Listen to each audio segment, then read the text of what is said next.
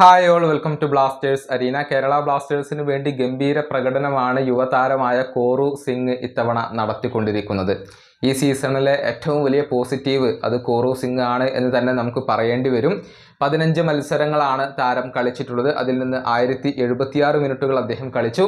2 ഗോളുകളും 4 അസിസ്റ്റുകളും സ്വന്തമാക്കാൻ അദ്ദേഹത്തിന് കഴിഞ്ഞിട്ടുണ്ട്. 2 തവണ പ്ലെയർ ഓഫ് ദി മാച്ച് പുരസ്കാരം അദ്ദേഹം സ്വന്തമാക്കുകയും ചെയ്തു എന്നുള്ളതാണ്. കഴിഞ്ഞ മത്സരത്തിൽ ഒരു ഗംഭീര ഗോളാണ് അദ്ദേഹത്തിന്റെ ബൂട്ടിൽ നിന്നും പിറന്നിട്ടുള്ളത്.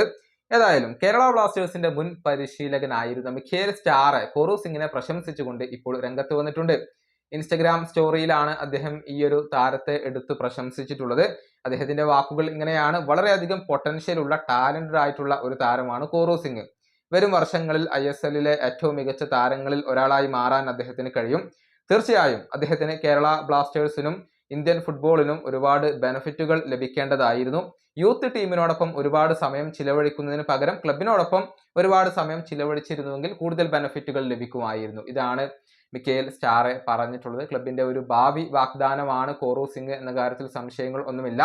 ഒരു വലിയ ഫ്യൂച്ചർ അദ്ദേഹത്തിന് എല്ലാവരും കൽപ്പിക്കപ്പെടുന്നുണ്ട്. അതുകൊണ്ട് തന്നെ കേരള ബ്ലാസ്റ്റേഴ്സ് ദീർഘകാലത്തേക്ക് അദ്ദേഹത്തെ നിലനിർത്തുകയാണ്. പക്ഷെ കേരള ബ്ലാസ്റ്റേഴ്സിന്റെ തീരുമാനത്തിൽ മാറ്റം ഉണ്ടാവുമോ എന്നുള്ളത് അറിയില്ല. കാരണം പല പ്രതിഭകളെയും വിട്ടുകളഞ്ഞ ഒരു ചരിത്രം കൂടി അവകാശപ്പെടാൻ ഉള്ള ക്ലബ്ബാണ് കേരള ബ്ലാസ്റ്റേഴ്സ്. ഈ വീഡിയോ അവസാനിപ്പിക്കുന്നു. അടുത്ത വീഡിയോയുമായി വീണ്ടും കാണാം.